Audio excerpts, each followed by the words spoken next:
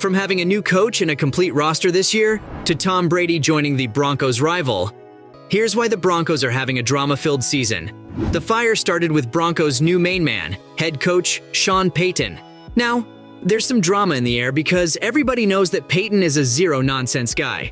He doesn't care that Russell Wilson has been around since the Stone Age with Denver, or any Broncos player for that matter. So yeah, countless Broncos fans out there feel like they're having a slow and painful breakup with their team. Why is that? Well, because they're essentially crawling ever since reeling in the Super Bowl 50 trophy. And fans are frustrated because, well, what are they even wasting their money on? To watch Garrett get his butt kicked?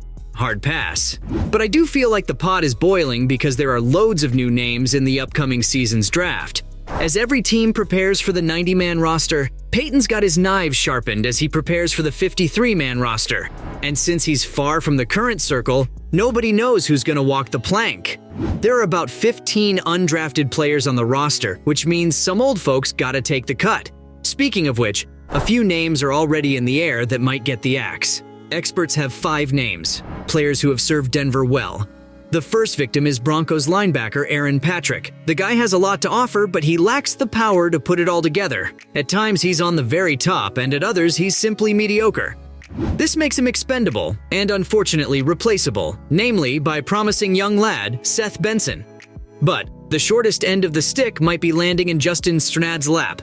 The guy was only drafted in 2020 and had solid play as an inside linebacker.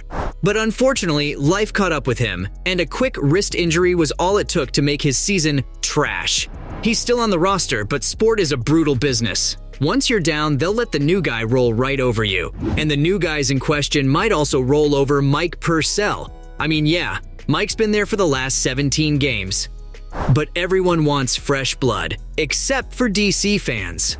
But analysts think that Mike can easily slip on the roster because of guys like Matt Henningsen, who's exceptional on the field and also ahead in today's pecking order. So it all boils down to Sean Payton. Is he going to go with the popular choice or bring out his Grim Reaper scythe? But to tell you the truth, amidst everything being about Payton, fans actually kind of forgot about one important player, Russell Wilson. Nobody's talking about Wilson's downfall in the 2022 season. It seems like nobody remembers what a terrible play he had in the last league. Not to mention the Broncos were also bottom-tiered and scored the lowest points in the 2022 league. What does that tell you? I'm pretty sure that when a team goes down, its star player usually becomes the punching bag. So, what's going to happen is that the haters will have a field day when Wilson's place in the team clashes with Sean Payton, because the new coach might not want to take any nonsense at this point. Sean's got a great record. He had about 9 top 5 scoring offenses during his 16-year span in New Orleans. So the situation is this. We got a game-winning coach and a star athlete who's not on the right track. Can Payton bring him back from the brink, or will Wilson fall off once more? Now, that is some drama to look forward to. The team's already taking a beating from critics and fans alike. They're even arguing about how many games the Broncos can manage to win. They think Sean can bring about 10 wins. But only if every player, including Wilson, is on the right track. Because if Wilson falls back again, the Broncos will have to come up with an exit strategy. Imagine having to churn out $100 million just to get out of a business relationship. That's what's at stake if the Broncos are to say goodbye to Wilson. The quarterback had a 5-year contract extension with Denver worth a whopping $245 million. Sheesh. And the $49 million per year extension will run through the 2028 season. In fact, that's exactly where the drama begins. What if the Broncos are done with Wilson before that? Because if he performs as badly as he did in 2022, that's adios to the contract. So the Broncos would need an elaborate exit strategy to get out of that huge contract extension.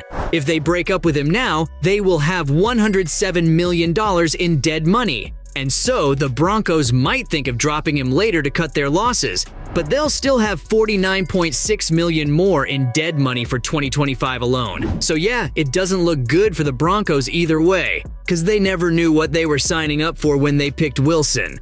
That's why the Broncos brought the big guns in the form of Payton. And everyone is having Avengers-level expectations from the new coach.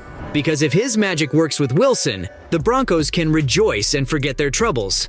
But that's enough about poor Wilson. Let's talk about the big question about Sean. Can he really turn things around? Changing the Broncos' struggling status is no joke.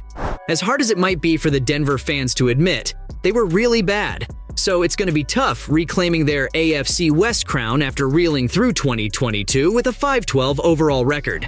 Something's just not clicking with them. And then comes the trump card, Sean Payton. All eyes are on him. He's going to have to successfully change the team's vibe or lose all his hair trying. We'll find out soon enough because the Broncos' schedule is out, and they'll be up against 3 AFC West divisional teams during the first half of the 2023 season. But first, the Broncos got to settle the score with the Raiders as they meet their rivals in their 2023 season opening match. The Raiders beat the hell out of Denver in a walk-off overtime victory in 2022. That's the track record Peyton has to deal with. And then there's also this silent rivalry with the Kansas City Chiefs, as fans bite their nails to the roots thinking about whether the Broncos can finally kill their winning streak against them. But that's not their only challenge. The uncertainty surrounding the Broncos Stadium is also on the list of troubles. This franchise just can't catch a break. The thing is, the city's next mayor will have to deal with the future of the Broncos Stadium. As the former Denver Chamber leader Kelly Broff said, "It's not Denver without the Broncos, and it's not the Broncos without Denver." But it's not that easy to make a home for the team in the city. The new owners of the team want to build a new stadium in the Denver suburbs, which is going to be a major controversy for the next mayor. What's it going to cost? Who's going to handle it? Kelly, for one, has suggested involving the use of taxpayer dollars to keep the team, but also thinks that the consent of the city's people is crucial. But of course, there's the opposing side with its own ideas. Nonprofit leader and former state senator Mike Johnston thinks that the owners need to pay for the stadium themselves. But it kind of makes sense because this ambitious stadium is going to cost a fortune, since the Broncos owners are looking for a $2 billion stadium with a retractable roof. As if a retractable roof would lure a Super Bowl in. Anyway, it simply adds more to the franchise's plate, along with everything else. But even if the stadium issue is settled, it won't be the end of the team's hard days because they'll have to deal with the GOAT himself. Surprised? Well, I'm not. The guy literally retired twice. And even then, there are rumors that he'll be back. And of all the teams he could join, he's apparently chosen a classic Denver Broncos rival. Drum roll, please. The Raiders.